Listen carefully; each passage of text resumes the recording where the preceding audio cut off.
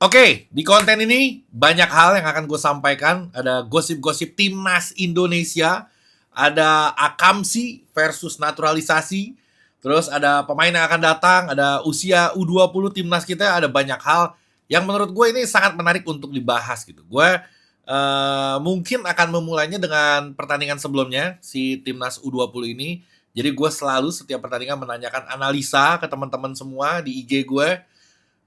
Gue bilang, "Gimana ya pendapat kalian tuh tentang, permainan hari ini?" Banyak yang komen, gue udah ambil beberapa sampelnya, sekitar ada 1, 2, 3, 4, 5, 6 komentar-komentar dari kalian yang gue anggap ini bisa bisa jadi pembahasan gue juga gitu, karena komennya bagus-bagus, oke? Sebelum gue langsung mulai ke kontennya, apa namanya, nanti juga gue mau bahas yang senior juga, tapi sebelum gue ke sana, gue mau kasih tahu seperti biasa, ini dia, ada 3 varian, ya salam.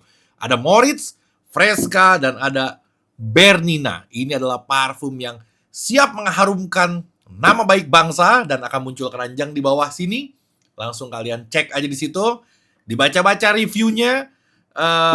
Kalau cocok dibeli. Kalau udah dibeli, nanti begitu sampai diselesaikan dan dikasih review yang bagus, jangan lupa bintang 5 nih. Kasih review-review yang bagus. Jadi kalau misalkan orang yang nggak kenal produk gue nanti datang ke tokonya, terus dia lihat, dia bisa apa namanya membeli dengan apa namanya percaya karena produknya sudah direview sama kalian orang-orang baik. Oke, ini yang 50 milinya kayak gini gue tunjukin.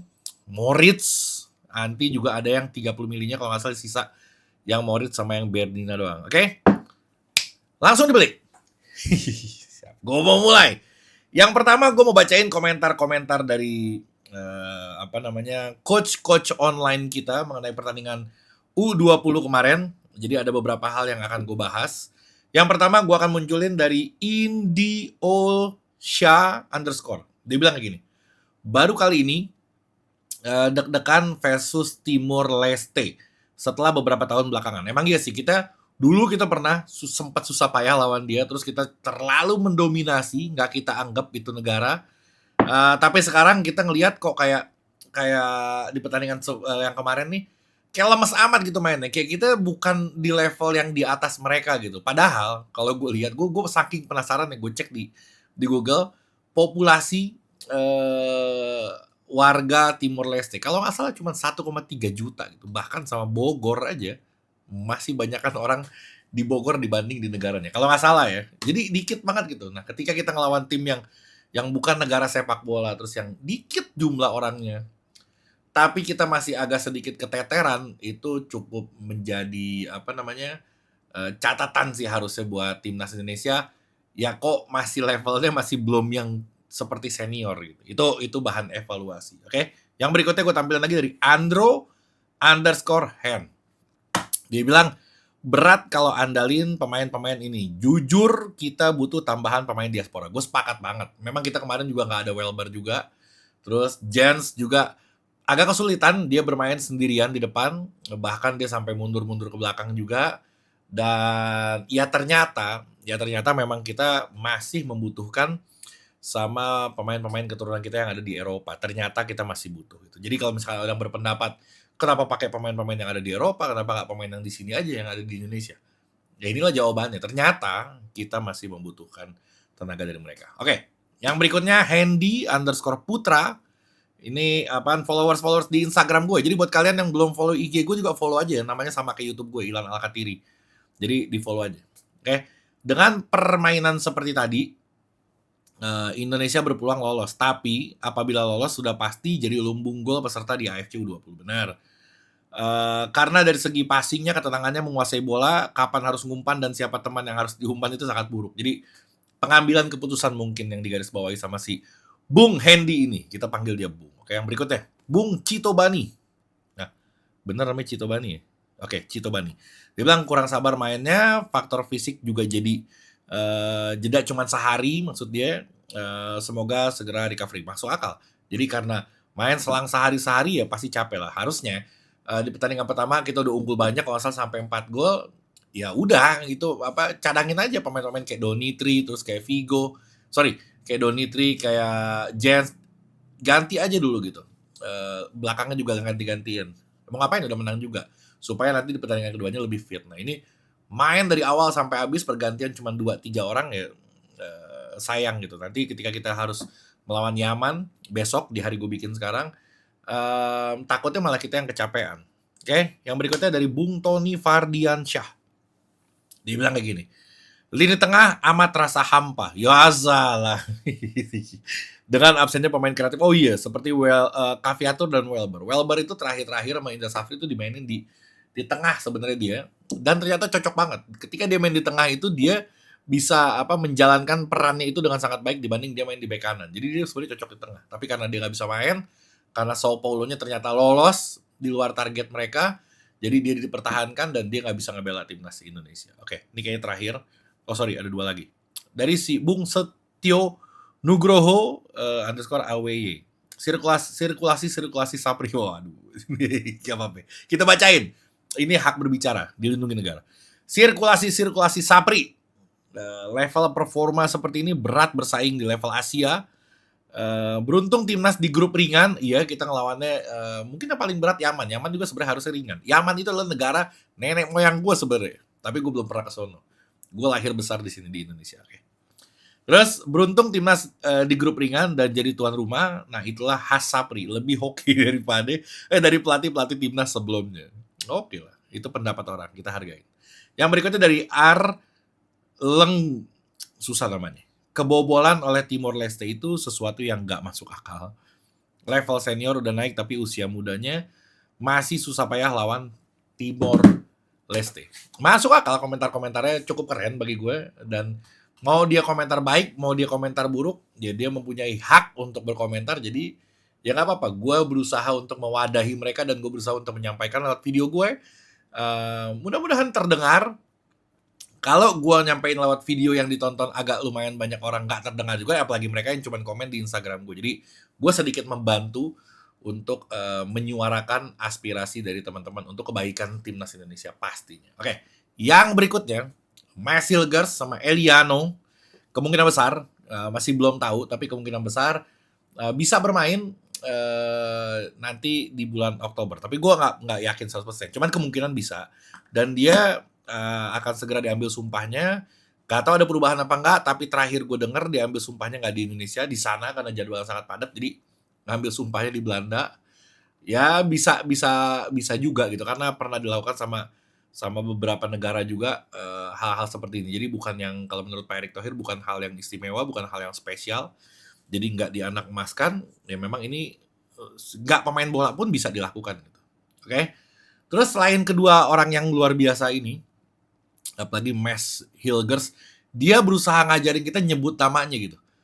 Kan kalau kita kan Hilgers ya bacanya, tapi kalau dia, lu susah deh. Dia pernah diwawancara, dia bilang gimana cara penyebutan nama lu. Wah, hasil nggak ada Hilgers ya gitu, susah penyebutannya.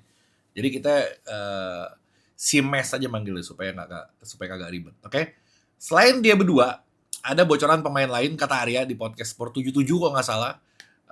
Ada satu lagi yang tapi prosesnya masih panjang menurut dia, tapi akan ada yang datang lagi yang pemain hebat gitu. Nah, dibocorin sama media Vietnam. Gue juga bingung media Vietnam tahu dari mana, tapi dia ngebocorin satu nama. Dia pemain Fenerbahce, Liga Turki, Jayden Oosterwolde. Nah, gue atau Oosterwolde sebutan namanya karena Belanda mungkin beda ya penyebutannya. Nah, gue juga baru dengar sebenarnya, dan gue nggak meyakini 100%, tapi ini orang ada darah Indonesianya, informasinya. Posisinya juga di back, umurnya 23, back lagi timnas Indonesia. Memang kita banyak banget di back, umurnya 23 tahun. Dia main inti di Fenerbahce, bahkan musim ini nggak pernah tergantikan. Dia main selalu full, selalu pemain inti. Dan informasinya Fenerbahce itu sekarang di peringkat kedua klasemen di Liga Turki. Jadi ini orang bukan sembarangan. Kalau benar-benar kita bisa dapat dia, gila sih. Oke. Terus selain dia juga ada si Mauro Zijkstra, susah nama ini orang pada. Tapi menurut gue si Mauro ini dia kayak levelnya tuh mirip-mirip kayak Rafael Strike lah, atau dia antara Strike sama Jens nih. Jens Raven sama Strike. Nah si Mauro kayaknya ada di tengah-tengah gitu. Masih muda juga, dan dia nggak main di kasta tertinggi juga, dia nggak main di tim utama juga. Dianya minat banget. Ya tapi nggak yang terus ketika dia datang kita mempunyai striker yang luar biasa untuk di depan, enggak, beda lah sama kelasnya oleh Romeni kayak gitu, jauh banget gitu. Tapi nggak apa-apa lah, ini untuk masa depan kita, umurnya masih 20-an, masih muda banget. Untuk masa depan kita oke-oke aja, oke? Kalau ada yang masuk, kalau ada banyak pemain yang masuk, Mauro masuk, Eliano masuk, misalkan siapa lagi lah masuk, pasti ada yang keluar. Nah, gue memprediksi kalau gue ngeliat dari susunan line up sekarang yang ada di timnas Indonesia, ketika ada yang masuk harus ada yang keluar, ya rasanya kalau yang masuk nge-back, yang keluar pasti back. Nah, kalau si apa namanya Mes ini masuk, satu back harus keluar. Feeling gue itu Wahyu atau si Ferrari yang akan tergantikan karena Eliano juga masuk. Jadi ada 3 lah anggap orang yang akan keluar. Wahyu Pras, Ferrari mungkin, tapi Ferrari sih kayaknya enggak ya. Siapa di timnas yang coba lu bantuin komen, gue lupa nih. Gue kalau lagi bikin video suka skip. Di timnas yang selalu masuk tapi nggak pernah main. Siapa ya? Gue lupa. Coba lu komen di bawah. Pemain yang selalu dibawa ke timnas tapi nggak pernah main gitu. Nah itu kayaknya harus diganti, ditukar. Nggak harus Ferrari juga. Tapi anggap Ferrari, Wahyu Pras, sama mungkin Jordi Amat yang akan tersingkir dari timnas Indonesia. Mungkin. Karena Sintayong informasinya dia akan membawa 26 pemain. Nggak tahu, bisa ditambah, bisa dikurangin juga. Terserah dia. Ya dibuat nanti ke Bahrain dan ke Cina gitu. Di tanggal 10 dan tanggal 15 Oktober. Oke? Gue mau coba lihat ke peta kekuatan yang ada di lawan kita, Bahrain lah terutama. Kalau Cina kayaknya kita bisa sih ngalahin Cina gitu. Kalau Bahrain, ini kita masih 50-50, ada kemungkinan kita bisa menang. Bahkan menurut gue besar kemungkinannya kita menang lawan dia, tapi kita juga ada kemungkinan bisa kalah juga gitu. Kenapa? Karena gini, pertandingan sebelumnya kita nahan imbang Saudi dan Australia. Nahan imbang, tapi kita juga mencetak peluang gitu. Oke, jadi masih oke lah. Walaupun kita main benar-benar bertahan total, yaitu strateginya Sintayong. Tapi harapan gue, nanti gue akan bahas lebih rinci. Harapan gue sih lawan yang berikutnya nggak ya bertahan lagi, parkir bis lagi. Mau ngapain kita punya timnas yang kualitasnya bagus terus masih parkir bis aja gitu. Menurut gue. Oke. Nah, Bahrain itu dikalahin Jepang 5-0, bantai abis dan dia rapuh banget. Gue ngelihat highlightnya, ada beberapa lini yang memang harus kita manfaatin posisinya gitu. Oke, terus nah, ketika dia lawan Australia, dia berhasil bisa memenangkan pertandingan 1-0 yang di menit-menit akhir juga. Dan kalau dari segi permainan, dia terkurung hampir 65% atau berapa ya, bola posisinya itu kacau banget. Sama Australia sebenarnya digebugin, cuma nasib aja. Jadi gini, kalau misalkan kita bisa nahan Australia, harusnya kita bisa nahan Bahrain juga, kalaupun nggak menang gitu. Tapi nahan tuh bukan hal yang mustahil, tapi kemenangan itu keharusan. Kalah justru itu yang harusnya nggak terjadi sama Indonesia, karena kita bisa nahan Australia, sedangkan Australia juga mendominasi ketika lawan Bahrain. Jadi kalau hitung-hitungan matematisnya, walaupun terkadang komen, Bang, bola itu bundar, apapun bisa terjadi. Ya salah.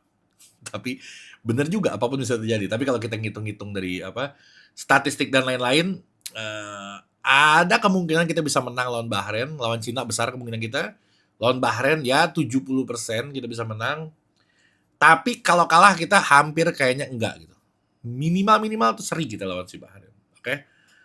Gua ngelihat ada 2 kelemahan yang harus kita manfaatin dari sisi tim Bahrain ini. Yang pertama adalah dari sisi kirinya kalau nggak salah. Lini pertahanannya kurang solid. Dia itu di back kirinya itu terjadi 2 gol dari Jepang itu ya karena kesalahan si si back kirinya. Namanya Abdullah Al-Khasali. Oke, itu titik lemahnya dia. Jadi si Jepang ini berhasil nyetak 2 gol dari sisi dia dan dia blunder sampai handball juga. Jadi mainnya kayak kepanikan gitu. Nah, kita kalau dia di sisi kiri, berarti kanan kita si yang biasa di kanan siapa ya? Kayak Orat Mangun lebih ke kiri ya. Witan. Aduh, mesti yang galak juga nih yang ada di kanan nih. Ya, atau Orat Mangun pindah ke kanan lah, dibikin kerepotan sama si Orat Mangun. Supaya paniknya terulang lagi nih si Abdullah Al-Khasali ini nih. Oke? Ya saat ini sisi itu yang bisa dimanfaatin sama timnas Indonesia. Sisi sebelah kiri, sisi kelemahannya timnas Bahrain. Mudah-mudahan kita bisa kita bisa manfaatkan peluang itu, dan mudah-mudahan kita bisa ya paling enggak kita jangan sampai kalah lah kalau seri pun menyedihkan, tapi kalau kita bisa dapat lawan Bahrain, lawan Cina 6 poin, 3-3, gila loh. Itu Piala Dunia semakin dekat di depan mata. Oke, gue mau ngasih saran aja. Jangan lagi timnas Indonesia, kan kemarin kita lawan Australia Saudi oke lah, levelnya terlalu tinggi, terlalu jauh gitu. Kita perlu khawatir lawan mereka sampai kita harus bertahan total dan kita mengandalkan serangan balik. Walaupun nggak pernah berjalan serangan baliknya, Orat Mangun dan si Rafael Strijk agak kesulitan ketika digantung sendirian di depan. Susah banget, nggak akan bisa. Oke? Nah, gue pengennya timnas Indonesia ketika lawan Bahrain sama Cina ini yang levelnya sama kita, harusnya pakai 4 back aja gitu. Gue ngelihat ya, apalagi si Max Hilgers datang, kalau lu pakai 4 back, anggaplah kiper Martin Paes atau Pas sama aja, karena dia diwawancara dia nanya, lu pengen dipanggilnya apa? Martin Pas atau Martin Paes? Dia bilang terserah, dua-duanya bener. Jadi gue lebih sedep kalau manggil Martin Paes. Oke, jadi pakai 4 back, Martin Paes di belakang, kirinya Verdong udah pasti, terus kanannya Sandy Walsh atau Asnawi masih oke, atau Sandy Walsh kanannya. Terus tengahnya Jay Itzes sama si Max Hilgers. Gila itu. Di tengah ada Tom Haye, ada Nathan atau Ivar Jenner, terus masih ada Witan, masih ada Orat Mangun, Rafael Strijk, siapa lagi yang kira-kira, atau si Nathan bisa lebih ke kiri, karena kan kita 4-4-2 nih, khayalan gue nih. Mudah-mudahan 4-4-2, jadi si Nathan bisa ke sayap kiri, atau Shane Patinama nanti bisa main di situ. Tengahnya Ivar Jenner sama Tom Haye berdansa, itu keren banget bakalan. Jadi kalau lo udah punya Jay Itzes sama Max Hilgers di lini pertahanan, buat apa lagi lo ada 2 gelandang bertahan? Kalau gue nilainya kayak gitu. Kemarin kita 5 di belakang, 2 gelandang bertahan, 1 di ujung nyerang. Ya sayap kanan kiri yang menopang. Berat, nggak bisa gitu. Bertahan kuat kita nggak bisa nyerang. Nah, kalau misalkan sekarang lawan Bahrain atau Cina, 4-4-2, kita nggak usah terlalu bertahan, tapi kita hajar abis nyerang dengan kualitas yang kita punya, passing-passing dari Tom Haye, rasanya kuat. Lini belakang, gue nggak khawatir, Verdong, Jay Itzes, Hilgers, sama Sandy Walsh. Beres di lewat, ada Martin Pas di situ. Terlalu fenomenal sih untuk kita mengkhawatirkan itu. Bagi gue sih kayak gitu. Oke? Kayaknya udah semua gue sampaikan. Sekali lagi gue ingetin, Alkas Parfum, kalau bisa gue munculin lagi Alkas Parfum di Shopee, pencet linknya langsung, kalian bisa langsung ke Shopee sambil nonton gue juga. Harganya juga oke, murah, ketahanannya lama banget. Ini semua parfum yang gue pakai, yang perempuan itu, yang brandnya barusan gue tunjukin itu, ini adalah untuk perempuan. Bini gue juga pakai ini dan lumayan paling laku juga. Kalau mau yang seger, ini Fresca ini seger banget. Kalau yang Moritz lebih kalem tapi tahan lama, tapi dia lebih adem, wanginya lebih sejuk. Jadi baca-baca aja di deskripsinya. Oke? Sekian dari gue. Assalamualaikum warahmatullahi wabarakatuh.